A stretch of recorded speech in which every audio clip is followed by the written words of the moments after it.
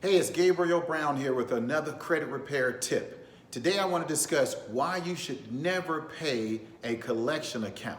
All right, let's start here. These are some of the rules that I've learned in the credit repair business that I want to share with you. There is what we call the first date of activity. All right, the first date of activity is when you opened an account and it actually hit your credit report showing that you have a new account. When it hits your report, that's called the first date of activity, okay? Now that first date of activity starts the statute of limitation for the seasoning of that account, all right? So that date starts off with how old the account is, 1 month old, 2 months, 3 months, 12 months, 24 months, okay?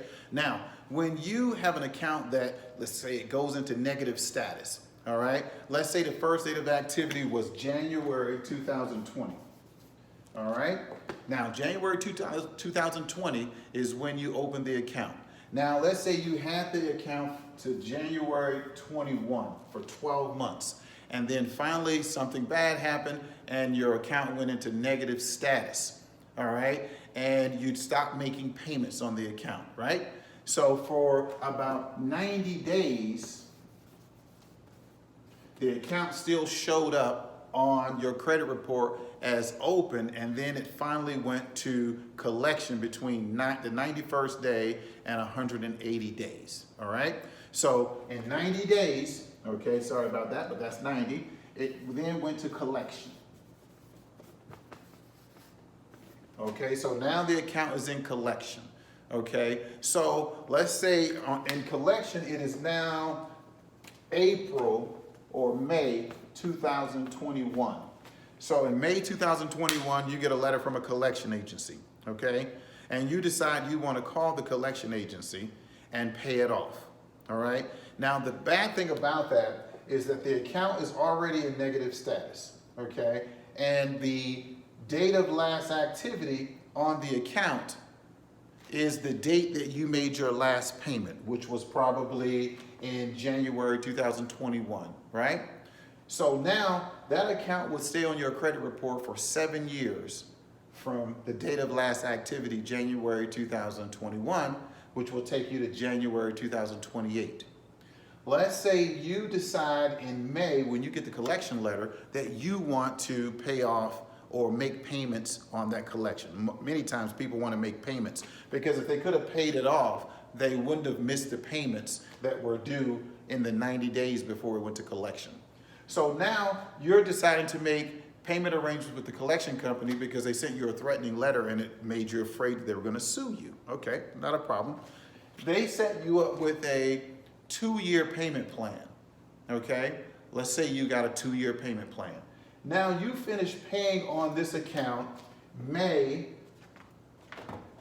2023. So the date of last activity equals May 2023, okay? Now, that account will then show on May 2023 that it is paid, okay, in full, but it was paid through a collection agency, okay? Now, what's gonna happen is your statute of limitation on this account, if you had not paid anything else from May 2021 when it went to a collection, if you didn't respond to the collection company and they didn't take you to court or sue you, and you did not reach out to negotiate or to discuss this account with the collection agency, all right? Because every time you reach out to a collection agency and they verify your identity, that is considered new activity on the account, and it definitely is new activity if you decide you're going to negotiate the account. Even if you don't pay what you negotiated, it's still considered activity. So now the challenge is if you had from May 21st not contacted the company and waited 7 years, depending on what state you're in, the statute of limitation across the board is 7 years, but there's some state statutes that are much less, like the state statute in Nevada for a collection account is 6 years. In North Carolina is 3 years, right? So if you find out what the statute of limitation is, that means how long that debt can stay on your credit report, reporting in that negative status, right? Let's say it's 3 years if you're in North Carolina. If you had just waited till May 2024, that account would have been removed from your credit report according to the credit bureaus, all right? It would have been removed from your credit report, right?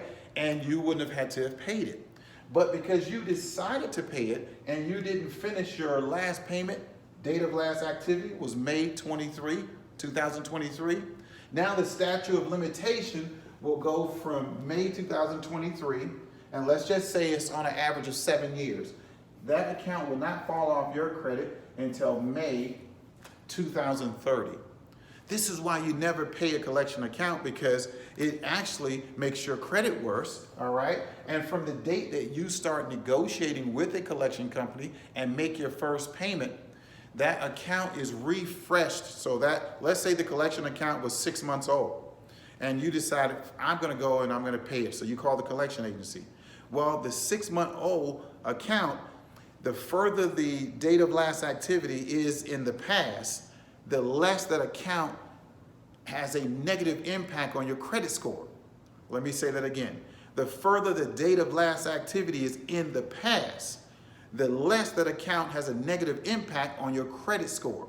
But when you negotiate that collection account with a creditor today, you refresh it, you reactivate that account, so you bring the past all the way into today, and you refresh and reactivate that account to the date of last activity being today. So that's why when a collection account hits your report, your score goes down, even though that a collection account is for is for an account that you had already with another creditor, but it was sold to them. All right, so when it's sold to the collection agency, your score goes down. And then as it seasons, as that account goes into the past, as far as the date of last activity, you haven't called the collection agency, you haven't attempted to negotiate, you haven't attempted to pay. The further that account gets into the past, the less impact it has on your credit score. So when you negotiate it now, today, to pay an old collection account, you refresh it, you make your score go down, and you increase the statute of limitation by protracting it out all the way to the new date of last activity, which is when your last payment is, okay? So now that account is gonna stay not only on your credit report for 7 years from that date, or whatever the statute of limitation is for the state, but it's also gonna stay on your credit report as a collection account, okay? So never pay a collection account unless you have to, unless they're threatening to take you to court and you don't want them to garnish your wages, okay? That's the greatest outcome that can come from going to court, is your wages get garnished, right? So this is why you never want to pay a collection account.